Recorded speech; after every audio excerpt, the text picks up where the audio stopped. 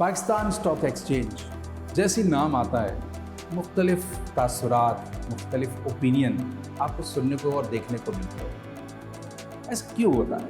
क्या वजह है कि एक शख्स कहता है कि इससे बहुत फ़ायदा होता है और हमें बहुत बेनिफिट मिला है, लेकिन कुछ लोग कहते हैं कि कुछ सुनी सुनाई बातों पर भी अमल करते हैं। मिसाल के तौर पर कहते हैं कि हमें नहीं मिला फ़ायदा और फ़ायदा होता नहीं है इसके अंदर। ऐसे खदशात क्यों पाए जाते हैं?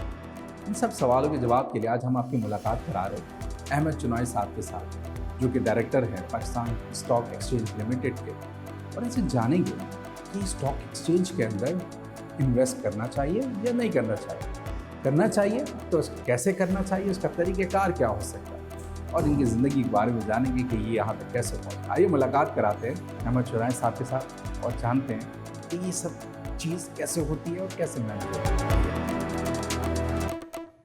तो दोस्तों, मेरे साथ इस वक्त मौजूद है अहमद चुनाई साहब, डायरेक्टर हैं पाकिस्तान स्टॉक एक्सचेंज लिमिटेड के और फॉर्मर चीफ रहे हैं CPLC के। बहुत शुक्रिया अहमद भाई, टाइम निकालने का, कामयाबी का सफ़र को ज्वाइन करने का। बहुत मसरूफियत होती है, आई नो, बट स्टिल बहुत शुक्रिया इसमें चीज़ों के अंदर वक्त निकालने का। सब जानते हैं अहमद भाई आपकी इनिशिएटिव को पाकिस्तान के अंदर, चाहे वो एजुकेशन की हम बात करते हैं, चाहे हम हेल्थ की बात करते हैं, चाहे हम पाकिस्तान की इकोनॉमी के पॉइंट ऑफ व्यू से सजेशंस, आइडियाज़ और उसके पीछे काम करने की बात करते हैं। अगर हम बात करते हैं इनिशियल जर्नी की, तो अहमद चुनाई साहब बने कैसे और इनका सफ़र शुरू कैसे हुआ, तालीमी सफ़र कहाँ से आगाज़ हुआ और कैसे स्टेप बाय स्टेप सीढ़ी लेके आप आगे बढ़ते गए? बिस्मिल्लाहिर्रहमानिर्रहीम। आपका बहुत बहुत शुक्रिया।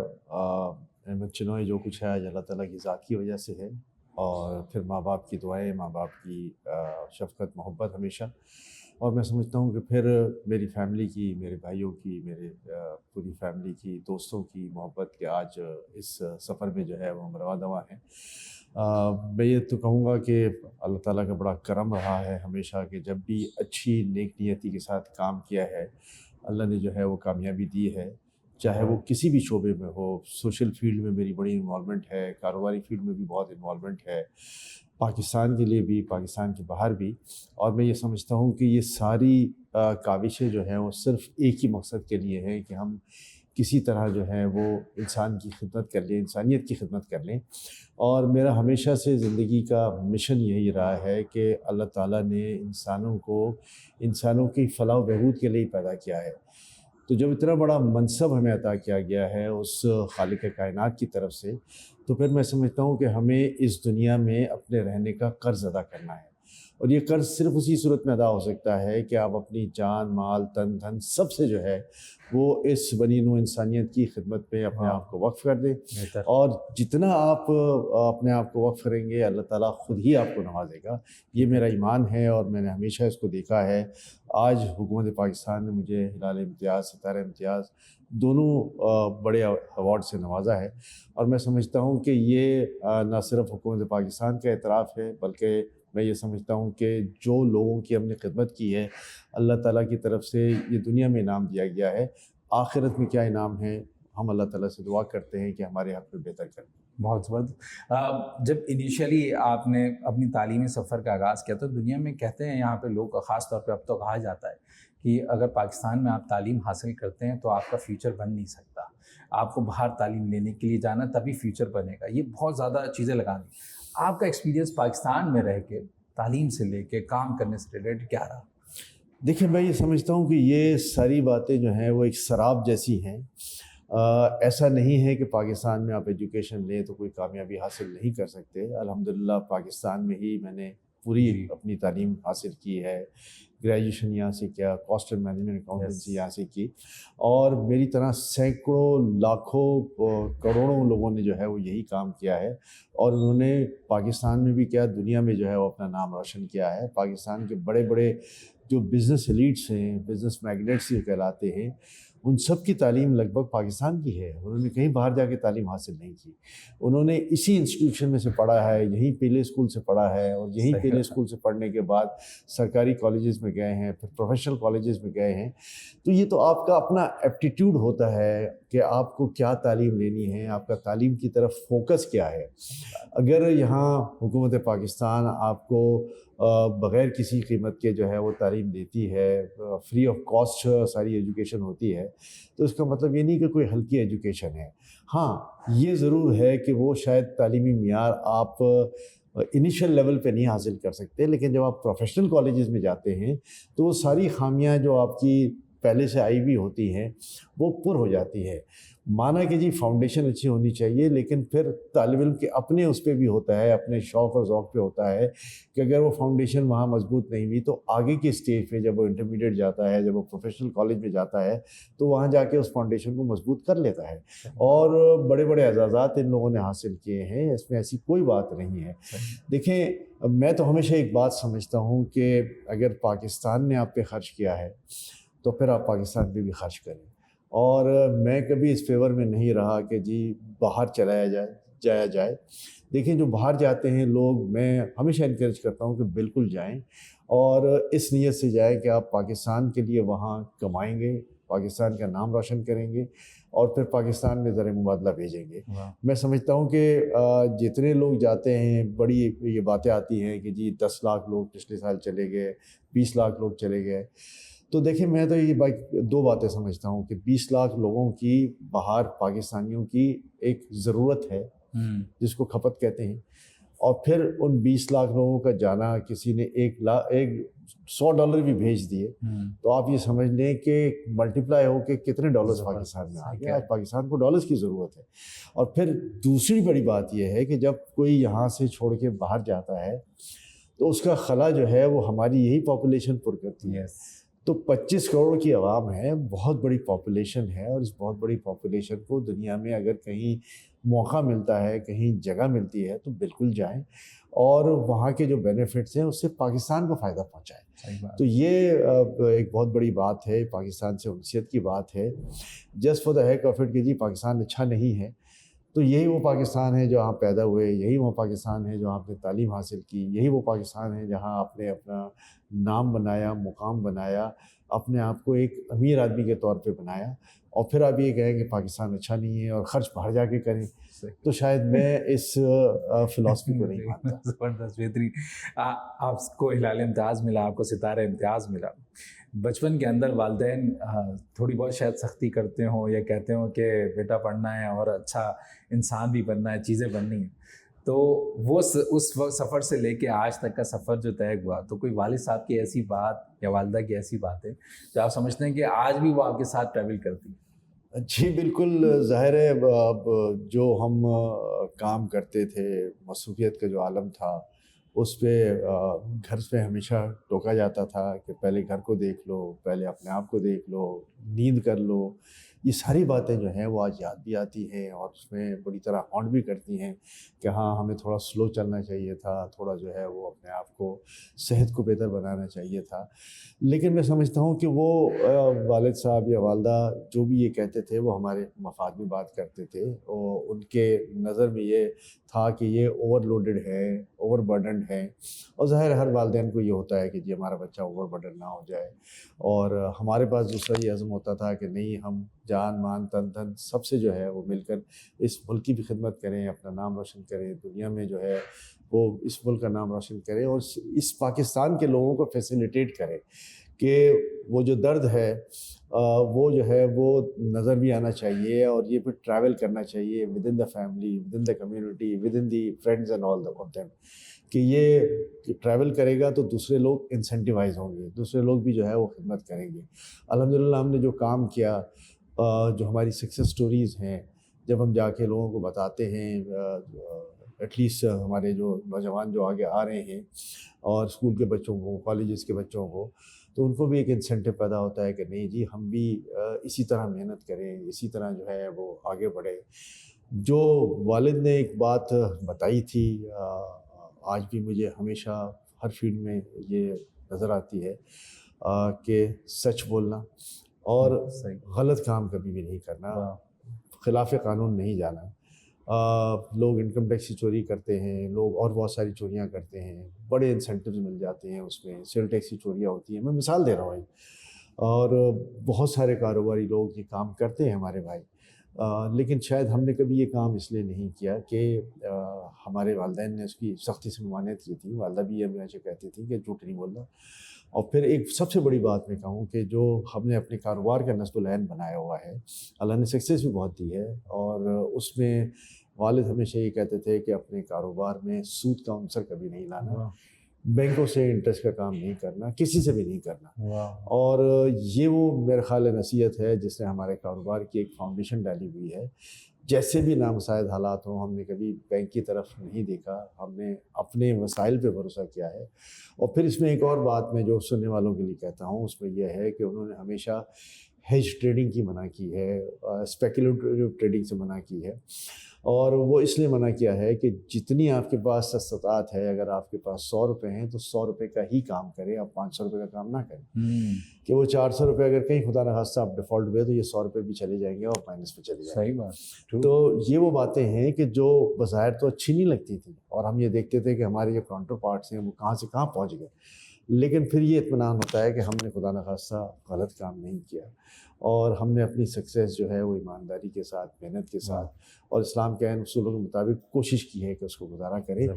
یہ جتنے بھی بڑے بڑے لوگ آپ دیکھتے ہیں, میں یہ سمجھتا ہوں کہ دیر از نو شارٹ کٹ ٹو سکسیس. صحیح بات. بڑی محنت سے آئے ہیں, لیکن پھر ہر ایک کے پیچھے کوئی نہ کوئی سٹوری ضرور ہوتی ہے, اور ان سٹوریز میں کہیں صحیح کام بھی ہوتا ہے, کہیں غلط کام بھی ہوتا ہے. میری ہمیشہ سے استدا رہی ہے کہ آپ بڑے آدمی ضرور بنیں, لیکن سیدھے طریقے سے, اچھے طریقے سے, اور اللہ تعالیٰ کامیابی ضرور دیتا ہے. زبردست, بہترین, بڑی مزے کی باتیں جاری ہیں چنائے صاحب کے ساتھ. ہم جا رہے ہیں ایک چھوٹے سے بریک پہ, اور بریک کے بعد آپ سے ملتے جائیں گے, نہیں ملاقات ہوگی بریک کے بعد.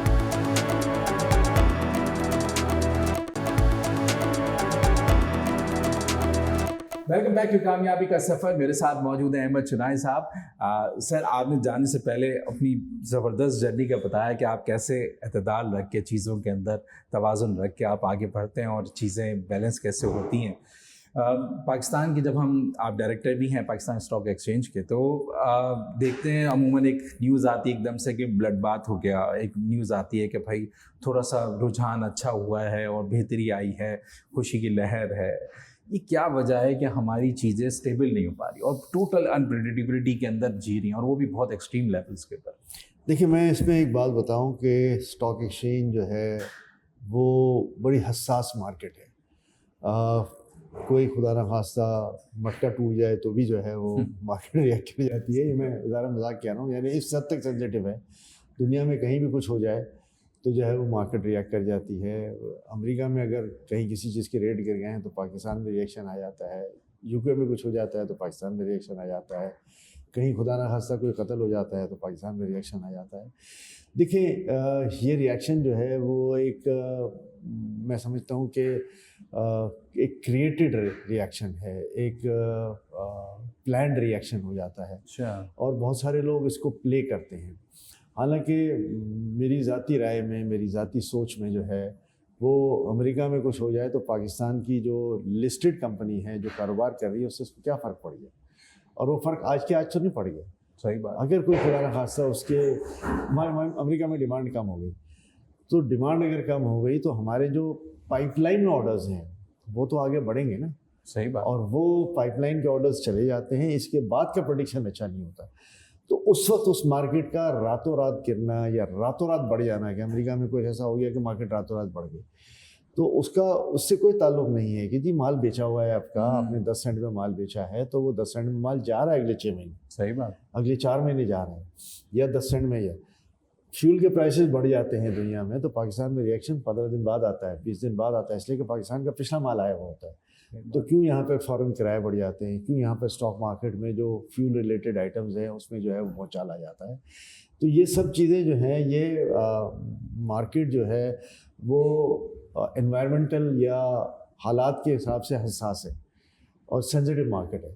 تو اس سینسیٹیو مارکیٹ میں میری ہمیشہ سے رائے یہ ہے کہ جو پلیئرز آتے ہیں یا جو انویسٹرز آتے ہیں وہ ایک لانگ ٹرم کے لیے آئیں. شارٹ ٹرم انویسٹمنٹس کے لیے آپ آئیں گے تو یہ نقصان اٹھا کے چلے جائیں گے, اسپیکولیشن پر آئیں گے تو یہ نقصان اٹھا کے چلے جائیں گے. لیکن آپ لانگ ٹرم رہیں گے, آپ کو سال 2 سال کا ویژن لے کے چلیں گے کہ میں نے فلاں شیئر خریدا ہے, سال بھر جو ہے اس کو میں رن دوں گا, آپ کو ڈیویڈنڈ ییلڈ بھی ملے گا، آپ کو کیپٹل ییلڈ بھی ملے گی، اور آپ کو مارکیٹ میں بہتر پوزیشن ملے گی، اور آپ کے پاس جتنے پیسے ہیں اس پہ آپ نے کیا ہوا ہے، آپ نے اسپاٹ ٹریڈنگ کی ہوئی ہے۔ فیوچر ٹریڈنگ کریں گے تو ظاہر ہے مارکیٹ کے اپس اینڈ ڈاؤنز میں آپ کے جو ہے وہ سودا کٹ جائے گا، اور آپ جو ہے وہ اپنا نقصان میں آ جائیں گے۔ تو میری تمام پوٹینشیل انویسٹرز سے ہمیشہ سے یہ درخواست بھی ہے، میں اپنے سیمینارز میں سب جگہ پہ یہ کہتا ہوں کہ جی جب بھی آپ نے انویسٹمنٹ کرنی ہو، اس کمپنی کو دیکھیں، اس کی بیلنس شیٹ کو پڑھیں، ڈائریکٹرز رپورٹ کو دیکھیں، اس کی فورکاسٹ کو دیکھیں۔ اچھی کمپنیاں جو ہیں وہ اپنی اچھی فورکاسٹ دیتی ہیں، وہ بتاتی ہیں کہ اگلے سال ہم کہاں ری انویسٹمنٹ کرنے جا رہے ہیں، اگلے سال ہماری فورکاسٹ کیا ہے، اگلے سال ہم کس طرح جو ہے وہ اپنی سیلز کو مینیج کریں گے، بلا بلا بہت ساری چیزیں ہوتی ہیں۔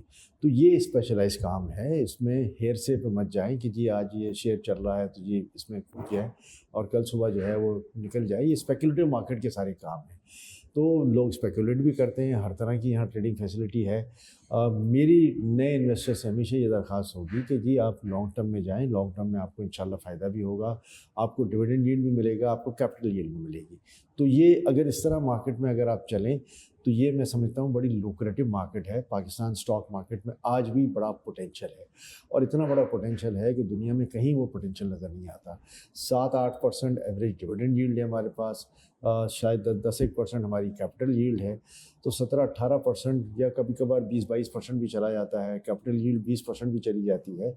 تو یہ 27-28% پہ اگر آپ چلے گئے تو میں سمجھتا ہوں کہ اس سے اچھی ون ون پوزیشن آپ کی انویسٹمنٹ میں دنیا میں کہیں نہیں ہوگی۔ دیکھیں میں چھوٹی سی مثال آپ کو دیتا ہوں کہ ہماری جو ڈیٹ سیکورٹی مارکیٹس ہیں وہ 21-22% پہ ٹریڈ کر رہی ہیں 2 سال سے، اور یہ ایک بہت بڑا میں سمجھتا ہوں کہ انسینٹیو بھی ہے، بڑی اٹریکشن بھی ہے، اور اس وقت حالت یہ ہے کہ 27 ٹریلین اگر کیش فلو ہے بینکوں کے پاس تو 23 ٹریلین جو ہے وہ سیکورٹی ڈیٹ سیکورٹیز میں انویسٹڈ ہے، تو انڈسٹری کے اندر صرف 3 ٹریلین ہے۔ تو میں یہ سمجھتا ہوں کہ اس کے باوجود بھی اب جب آپ یہ دیکھیں کہ اس سال 4 IPOs آئے اور 4-5 IPOs میں جو ہے وہ 3 ٹائمز 2 ٹائمز انویسٹمنٹ آیا، تو اس کا مطلب ہے کہ لوگوں کی ایک ایپیٹائٹ ہے، اور لوگ اس ایپیٹائٹ کو جو ہے وہ یوز کرنا چاہتے ہیں اگر اچھی کمپنی آ جائیں تو یہاں آپ دیکھیں اچھی کمپنیاں نئی آ رہی ہیں، پوٹینشیل انویسٹرز آ رہے ہیں، اور over all Pakistan stock market کا جو فیوچر ہے وہ میں بہت بہتر دیکھتا ہوں۔ لوگوں کو میں یہ کہتا ہوں کہ جی اسٹاک مارکیٹ میں آئیں، انویسٹ کریں، اسپاٹ مارکیٹ میں انویسٹ کریں، اور آپ کو انشاءاللہ اچھا ریونیو۔ سر پاکستان میں پولیٹیکل انسٹیبلٹی ہے، پولیٹیکل انسٹیبلٹی سے بہت ساری چیزیں عموماً دیکھنے کو ملتی ہیں کہ اسٹاک ایکسچینج ہمیشہ متاثر ہوتا ہے کسی نہ کسی انداز کے اندر۔ پچھلے 10-12 سال کے اندر تو مستقل ہم اس چیز کا شکار ہیں۔ بینگ اے ڈائریکٹر کتنا مشکل ہوتا ہے چیزوں کو اسٹریٹجائز کروانا، چیزوں کو دیکھنا اور پھر اس کو اسٹریم لائن کرنا۔ یہ کیسے اس چیز کا مقابلہ ہو سکتا ہے، اور آپ کیسے امید رکھتے ہیں کہ یہ اگلے کچھ سالوں میں یہ انیشیٹو لیے جائیں تو یہ بہتری آئے گی؟ دیکھیں پاکستان کی پولیٹیکل انسٹیبلٹی ہمیشہ سے رہی ہے، آج بھی رہی ہے، کل بھی تھی، اور آنے والا کل ہم بہتر سوچ سکتے ہیں یا سمجھ سکتے ہیں۔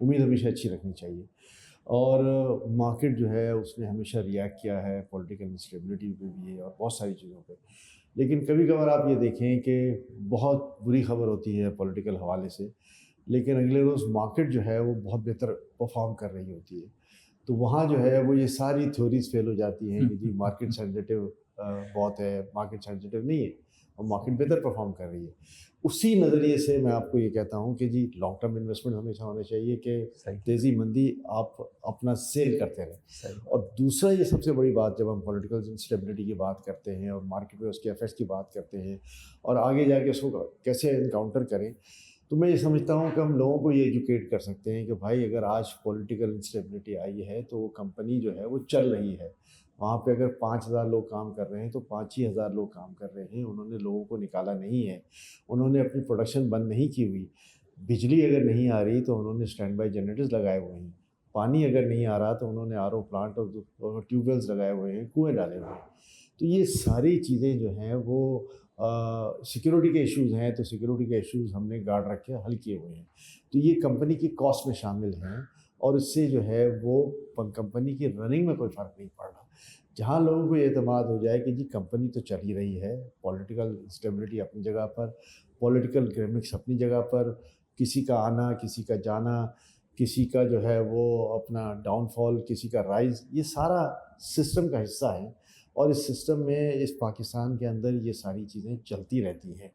میں نہیں کہتا کہ یہ آئیڈیل سسٹم ہے، ظاہر ہے میرے جیسا ہر باشعور شخص یہ کہے گا کہ پاکستان میں اسٹیبلٹی آنی چاہیے، چیزوں کو ٹھیک ہونا چاہیے، اور حالات جو ہیں وہ سازگار ہونے چاہیے، مواقع ہونے چاہیے۔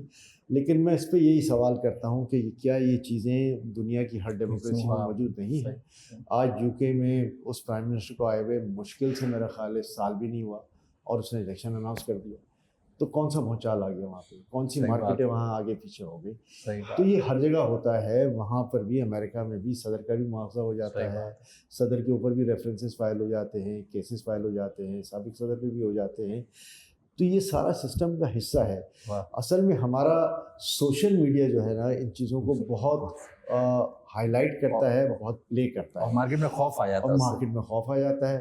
لیکن ہماری مارکیٹ کتنی اور باہر کی مارکیٹیں کتنی؟ ہماری مارکیٹ کا سائز جو ہے وہ شاید امریکہ کا 1% بھی نہیں ہے، یو کے کا 2% بھی نہیں ہے۔ یہ بہت بڑا پیراڈائم فرق ہے۔ حالانکہ ہماری پاپولیشن 2.5 کروڑ اور 25 کروڑ کی عوام ہیں، ہم دنیا کے چوتھے پانچویں بڑا ملک ہے ہمارا آبادی کے لحاظ سے، اور ہمیں بہت بڑا ہونا چاہیے تھا۔ لیکن الٹیمیٹلی ہمارے جو پولیٹیکل پنڈٹس ہیں انہوں نے کبھی اس بات کو ریئلائز نہیں کیا، چاہے وہ کسی بھی پولیٹیکل پارٹی سے ہوں۔ یہاں پر ہمیشہ میں تھوڑی سی بات ملکی صورتحال بھی کر لیتا ہوں کہ یہاں پر ہمیشہ یہ الزام دیا جاتا ہے کہ جی اسٹیبلشمنٹ۔ دیکھیں، ہر ادارے کا ایک مزاج ہوتا ہے، ہماری اسٹیبلشمنٹ کا بھی ایک مزاج ہے، ہماری پولیٹیکل پارٹیز کا بھی ایک مزاج ہے، ہمارے عوام کا بھی ایک مزاج ہے۔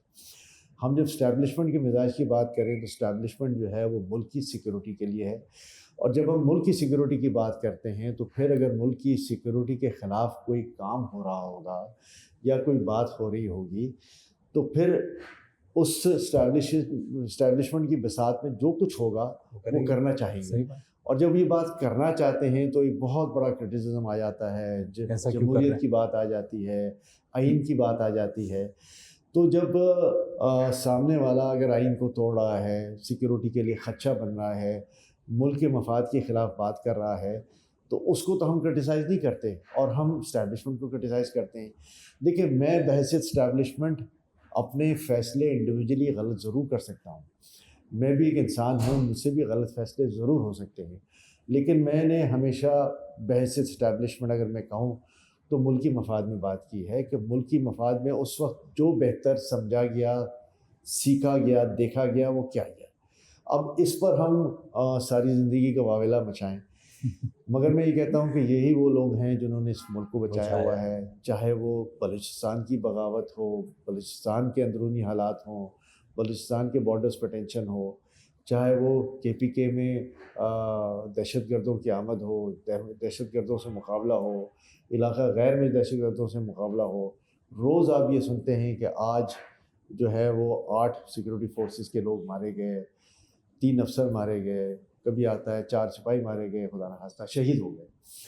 تو اس وقت تو کوئی راگ نہیں الاپتا، کوئی ان کے گھر تعزیت کرنے نہیں جاتا، کوئی ان سے ہمدردی کا اظہار نہیں کرتا، 2 4 8 10 اسٹیٹمنٹ ضرور آ جاتے ہیں، لیکن اس پر کوئی فوج کھڑی نہیں ہو جاتی، کوئی اسٹیبلشمنٹ کھڑی نہیں ہو جاتی، کوئی مظاہرے نہیں کرتی کہ ہمارے ساتھ ناانصافی ہو رہی ہے، ہمیں اس سیکورٹی وار میں دھکیل دیا گیا ہے، ہمارے جوان شہید ہو رہے ہیں، ہم جو ہے وہ سڑک پہ آ جائیں۔ تو یہ وہ کام کیوں نہیں کرتے؟ وہ اس لیے نہیں کرتے کہ دیکھیں ان کے پاس ایک ٹالرنس ہے، اور جب ان کا ٹالرنس ختم ہو جاتا ہے تو پھر وہ ایکشن لیتے ہیں، اور جب ایکشن لیتے ہیں تو ہماری چیخ نکل جاتی ہے۔ تو ایسے حقیقت ہے، بڑی زبردست باتیں جا رہی ہیں سر کے ساتھ۔ آپ جا رہے ہیں ایک چھوٹے سے بریک میں، ملاقات ہو رہی ہے آپ سے ایک بریک کے ساتھ۔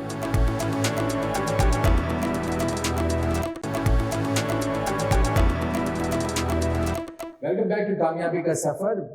سر، آپ نے جانے سے پہلے بات کی کہ جو سیکورٹی سچویشن ہے اوور آل پاکستان کی، اس کے لیے کچھ ڈیسیجنز لینے پڑتے ہیں اور چیزیں ہوتی ہیں۔ کچھ decision economic point of view سے بھی لیے گئے، SIFC بنی ہے اس ملک کے اندر۔ ہم پاکستان کے پوائنٹ آف ویو سے دیکھتے ہیں کہ خوشحالی کب آئے گی، معاشی حالات اور فردر کیسے بہتر ہوں گے، کیونکہ سب لوگ اسٹرگل کر رہے ہیں، جتنے ممالک باہر بھی ہیں۔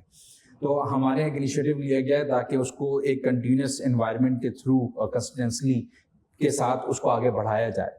تو کنسسٹنسی کتنا ہونا ضروری ہے اور چیزیں SIFC کے ساتھ اسٹاک ایکسچینج پہ کتنا اثر پڑ سکتا ہے اور لوگوں کا باہر انویسٹرز پہ ٹرسٹ کتنا بلڈ ہو رہا ہے؟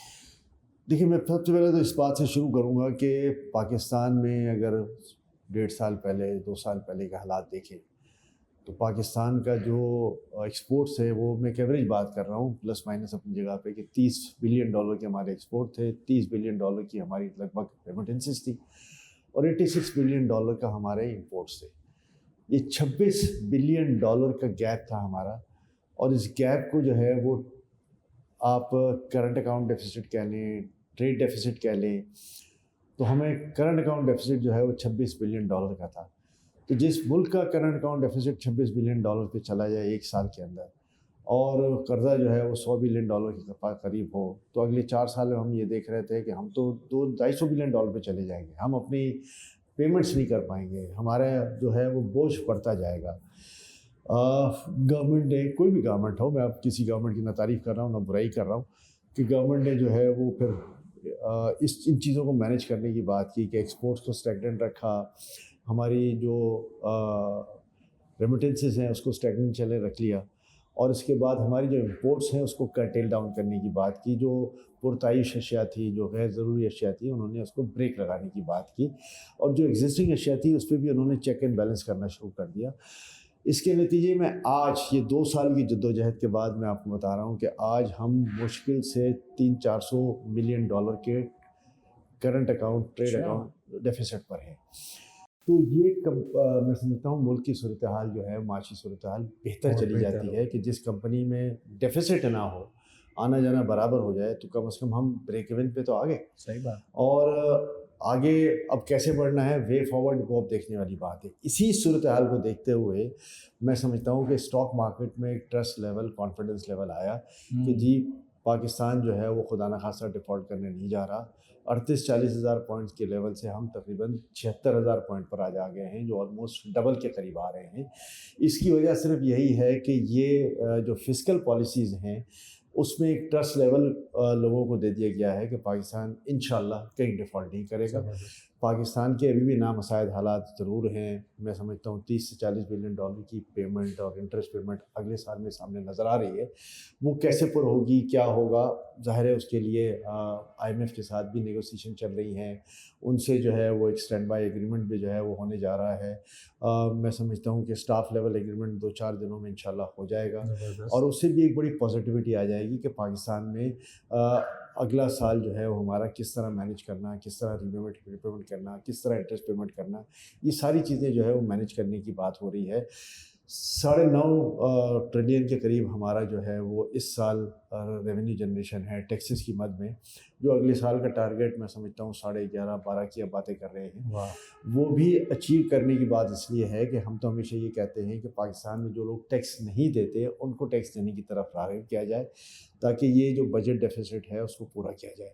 جو آلریڈی ٹیکس دے رہے ہیں 35% میکسیمم ٹیکس ہے، پھر اس کے بعد ہم سپر ٹیکس بھی دینا پڑتا ہے، ہمیں انسیڈنٹل ٹیکس بھی دینا پڑتا ہے، تو یہ 50-55% ٹیکس، اور پھر ہم اگر ڈیویڈنڈ کی بات کریں تو ڈیویڈنڈ پہ بھی الگ ایک ٹیکس لگتا ہے in the hands of shareholders, وہ بھی 15% لگتا ہے۔ تو یہ ایک بہت بڑا بوجھ ہو جاتا ہے لوگوں پہ، اور میں سمجھتا ہوں اس بوجھ کو کم کرنے کے لیے جو آلریڈی ٹیکسڈ کمپنیز ہیں ان کو جو ہے وہ کم کیا جائے، اور جو نئے ایونیوز ہوں ان کو تلاش کرنے کی بات کیا جائے۔ ایک تاجر دو اسکیم بھی آئی ہے، 17-18 ہزار کے قریب جو ہے وہ تاجر اس میں رجسٹریشن میں آگے ہیں۔ میں سمجھتا ہوں کہ یہ 17-18 لاکھ آنے چاہیے، 1.70 کروڑ آنے چاہیے، اس لیے کہ کافی تاجر حضرات موجود ہیں۔ تو میں سمجھتا ہوں کہ ایک ملک میں ترقی کی بنیاد ڈلے گی کہ ہر آدمی جو ہے وہ اپنا ایک ڈیو شیئر ادا کرے گا، اور پھر ملک جو ہے وہ اس حالت میں نہیں ہوگا جس حالت میں کل تھا، اور آج اس کی حالت تھوڑی سی بہتر ہے، لیکن اب بھی میں سمجھتا ہوں کہ ہمیں اپنی فسکل پوزیشن جو ہے وہ بہت بہتر بنانے کی ضرورت ہے۔ زبردست سر، آخر میں لاسٹ منٹ پاکستان کے لیے، گورنمنٹ کے لیے لیٹس سے کہ کوئی میسج، یا پھر پاکستانیوں کے لیے کوئی آپ چیز تھاٹ شیئر کرنا چاہ رہے ہیں لاسٹ منٹ؟ میری سوچ ہمیشہ یہ ہے کہ آپ جو کچھ کریں پاکستان کے اندر رہ کر کریں، انویسٹمنٹس کریں پاکستان میں کریں، گورنمنٹ کی طرف سے فرض یہ ہے کہ لوگوں کو یہاں فیسیلیٹیٹ کریں، یہاں کا سیکورٹی ماحول بہتر بنائیں، اور ون ونڈو آپریشن کی کرنے کی بات کریں کہ لوگوں کو جو ہے وہ یہاں سے بھگانے کی نہیں، لوگوں کو یہاں سے بلانے کی بات کریں۔ دنیا بھر میں پاکستانی جا کے اگر انویسٹمنٹ کرتے ہیں تو دنیا بھر کے لوگوں کو پاکستان میں آ کر انویسٹمنٹ کیسے کرنی چاہیے اس پر راغب کرنے کی بات ہے، اور انشاءاللہ میں پاکستان کا ایک بہت ہی برائٹ فیوچر دیکھتا ہوں۔ بہت زبردست، بہت شکریہ احمد بھائی، بہت شکریہ ٹائم نکالنے کا اور کامیابی کے سفر پہ جوائن کرنے کا۔ پاکستان کو خدا نے بہت ساری چیزوں سے نوازا ہے اور ہم اس کا فائدہ اٹھا سکتے ہیں، اپنے لیے بھی فائدہ ہو سکتا ہے اور پاکستان کے لیے بھی فائدہ ہو سکتا ہے۔ کیوں نہ مل کر کام کریں اور اس پاکستان کو خوبصورت بنائیں ہر حوالے سے۔ یاد دیجیے ڈاکٹر محسن کو کامیابی کا سفر سے۔ اگلے ہفتے آپ سے دوبارہ ملاقات ہوتی ہے ایک نئے گیسٹ کے ساتھ، ایک نئے شو میں۔ اللہ حافظ۔